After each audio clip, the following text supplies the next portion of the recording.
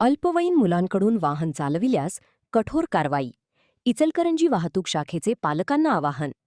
अल्पवयीन मुलांच्या हातात वाहन देऊ नये, अन्यथा संबंधित वाहन मालकांवर कायदेशीर कारवाई करण्यात येईल, असा इशारा इचलकरंजी शहर वाहतूक शाखेने दिला आहे.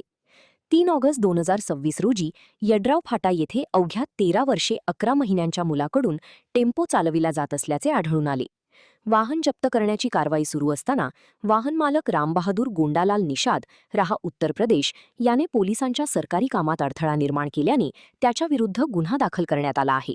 या गुन्ह्यासाठी 3 वर्षांपर्यंत कारावासाची तरतूद असून संबंधित टेम्पो जप्त करून वाहनाची नोंदणी रद्द करण्याची प्रक्रिया सुरू करण्यात आली आहे.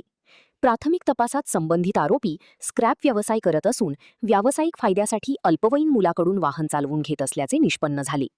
अशा प्रकारामुळे गंभीर अपघात होण्याचा धोका वाढत असून निष्पाप नागरिकांच्याही जीवितास धोका निर्माण होऊ शकतो, असे वाहतूक शाखेने म्हटले आहे. वाहतूक नियमांचे उल्लंघन करणाऱ्यांविरुद्ध भविष्यातही कठोर कारवाई सुरू राहील. पालक व वाहन मालकांनी कोणत्याही परिस्थितीत अल्पवयीन मुलांच्या हातात वाहन देऊ नये आणि वाहतूक नियमांचे पालन करून सुरक्षिततेला प्राधान्य द्यावे, असे आवाहन वाहतूक शाखेचे निरीक्षक विकास शिंदे यांनी केले आहे. शहर वाहतूक शाखा इचलकरंजी यांच्याकडून सर्व नागरिकांना आवाहन करण्यात येत आहे की आपण कुठल्याही परिस्थितीत लहान अल्पवयीन मुलांना वाहन चालवण्यास देऊ नये.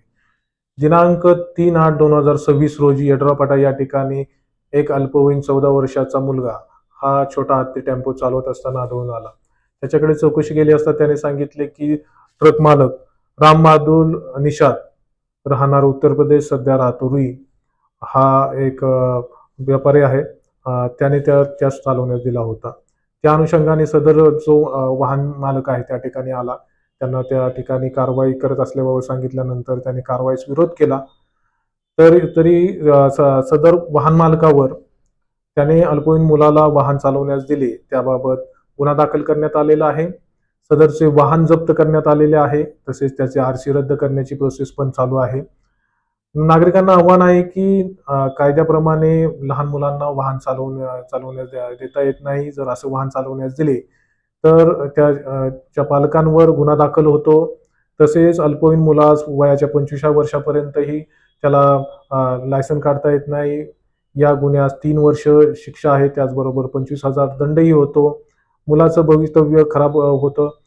तसेच ज्यावेळेस अल्पवयीन मुलाला तुम्ही वाहन चालवण्यास देता तर त्याच्याकडून अपघात होण्याची शक्यता असते. त्या अपघातामुळे त्या मुलाचं तसेच समोरच्या व्यक्तींचे जीवितही धोक्यात येते. त्यामुळे सर्व नागरिकांना आव्हान आहे की आपण कायद्याचे पालन करावे, अल्पवयीन मुलांना वाहन चालवण्यास देऊ नये. त्याचबरोबर ट्रॅफिकच्या सर्व कायद्याचं आणि इतर कायद्याचं आपण पालन करण्यात यावे, याबाबत मी सर्व नागरिकांना आव्हान करत आहे. महान कार्य न्यूजसाठी सुभाष भस्मे, इचलकरंजी.